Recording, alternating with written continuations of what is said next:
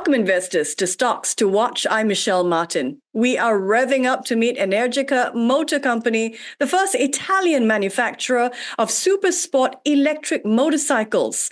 From April 2022, Energica was acquired by Ideanomics, a global group with a mission to accelerate the commercial adoption of electric vehicles. So, what's being done to pioneer the charge towards no-emission electric mobility? We're going to find out with CEO of Energica Motor Company, Livia Cevolini. Welcome, Livia. Great to speak with you.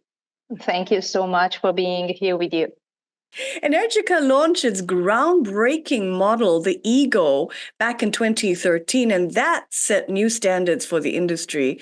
I understand the company has expanded its lineup significantly. Can you walk us through the evolution of the Ego model and also Energica's journey from inception to where it is today?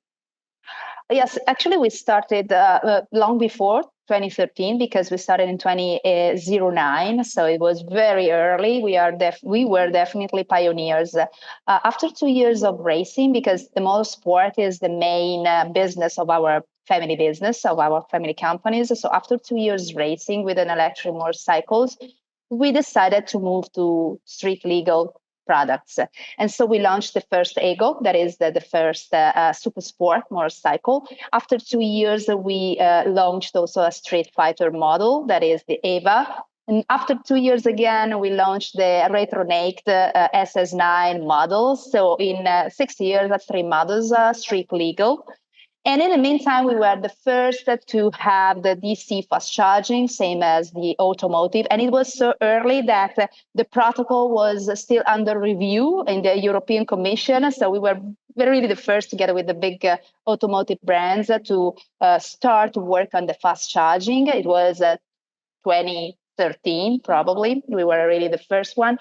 And in the meantime, we were selected for MotoE. So we were the single manufacturer for 4 years in the World Championship for electric motorcycles, with racing for 4 years with the 18 motorcycles, no one single technical issue.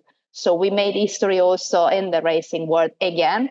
And most recently, we launched also a new business unit that is called Energica Inside, where we are using our expertise, unique expertise, to move to other industries. And so use our power units to support other industries to the AV transition. And last but not the least, we launched a new platform that is called Xperia. And it's the green tourer that is the largest segment for our motorcycle market. And that's just 2 years ago. So let's say that, yes, we are a point of reference in the two-wheelers industry, but not only. I think that we are the ones to be challenged for whoever wants to enter this game. So yeah, we are raising the bar every year. Racing ahead and raising the bar. Some see parallels between Energica and Tesla in terms of how you are powering advancement for electric vehicles. By entering MotoAmerica competitions, I understand Energica hopes to redefine capabilities and perceptions. How has your MotoAmerica participation benefited the company and also molded public perception of your electric motorcycles? Well, that's amazing, actually, because we are once more writing a new chapter of the automotive industry. So we last year started to race in the Super Hooligan Championship with our dealer that is called Title Cycle Racing, and with Stefano Mesa as rider with our Energica Eva Ribelle with Kit Corsa Clienti. So we didn't just made a new chapter because we were the very first manufacturer ever to dare to challenge traditional racing vehicles on real proper race tracks on a full season championship. But we also made a whole shot. We made the lap record in Laguna Seca. And we also finished second in Austin, that is one of the most challenging racetrack in the world, and fourth in the championship. So that's just amazing, because it's not only demonstrating that the technology is ready, but that Energica is ready. And it's not anymore just the future of electric, but it's the present, definitely.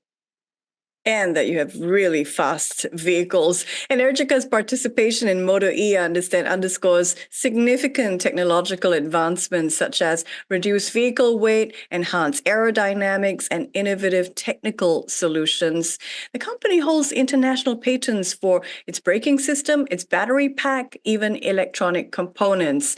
How have your R&D efforts really moved the needle for Energica?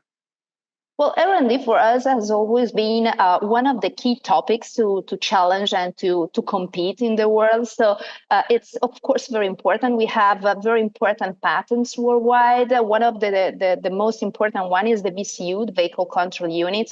And we have more code lines than the Space Shuttle. So just to understand how it can be complicated, but also important, and the massive amount of data that we can manage and use for the business. We are, again, the first to have all the fast charging protocol on board our street legal motorcycles, so we can charge a Type 1 and Type 2 CCS combo to CHAdeMO for Japan. We can charge at Tesla station. We race for 4 years at top level without any technical issues. So R&D is very important, but with feet on the ground. So what we always say is that the technology has to be innovative, but also reliable. So that was very important for us, always developing and being the state of the art of the technology, but still always feet on the ground, reliability, repeatability, same as the mature technology. So the best combination between R&D, but reliability of mature technology. Reliability and replicability is so important, I would think, to a lot of institutions.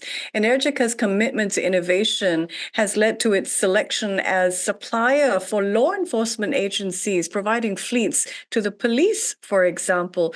Can you help us understand what's been key to why Energica has emerged as a premier choice for these agencies? Yeah, exactly. This is exactly what I meant. So we're very proud of their trust, but it's clear why they're choosing us, because anyway, the vehicle, in particular the Xperia, is the fastest because we have the highest torque compared with every vehicle on the planet. It's silent, and it's very important for idle, but also for special action. It's zero emission, so very important for city center, but also for sport events, for example. No gears, no clutch, no vibration, no heating. And when you're riding for 8 or more hours per day, every day, it makes a difference. And the cost is much lower. Both the maintenance and the use cost of the energy, of course, is lower. We have almost no stops for maintenance because the power unit, the electric power unit, is much more reliable than a petrol one. So there's no challenge. I mean, the motorcycle is so much better that it's an easy challenge actually for us. It's just the best choice, it sounds like. Can you talk to us about the achievements of the Energica Inside business unit and also share your future vision for this? Well, again, we are chosen when we decided to open the doors to other industries and to third parties. Well, it's like all this technology that we developed in 13 years, it was immediately available for all that wanted to rush to the AV transition. So, of course, it was so important for all these companies, and we're very proud of this again. The main two business that we started last year that we can speak about are, one is a watercraft that we developed for the most important energy utility in Italy, that is Eni. And it was a very interesting business. Again, it's a motorcycle, but in the water. So it was a very nice experience. And the second one is Nimbus, that is a Danish brand that is going to relaunch its production with our power units, motorcycle production with our power units. Again, we're very proud that they chose to relaunch the brand, an historical brand like that, with our power units. So again, this is the demonstration that 13 years focusing on something let's say, challenging, innovative, but still reliable was important, was something that is making the difference for ourselves, but also for third parties.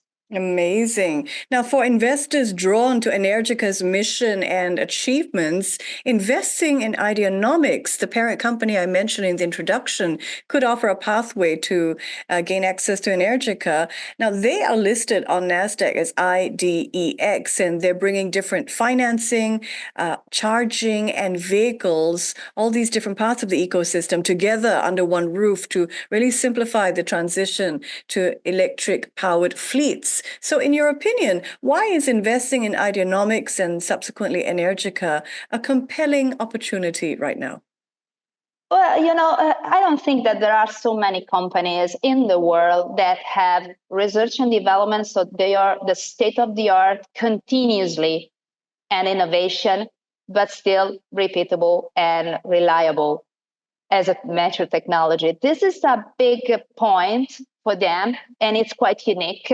And second, to use this technology, this unique technology for other industries in order to grow the volumes and to reduce the risk, because we can diversify the markets, of course, growing also outside of the motorcycle industry and not just in the niche.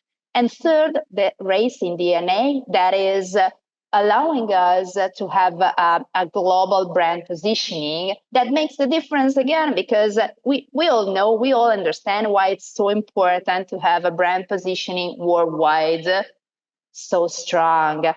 These three things, these three components, I don't think that there are so often in so many companies. So I think that this is quite unique, and that's why we have so many different talks, both about investors, but also with customers and third parties.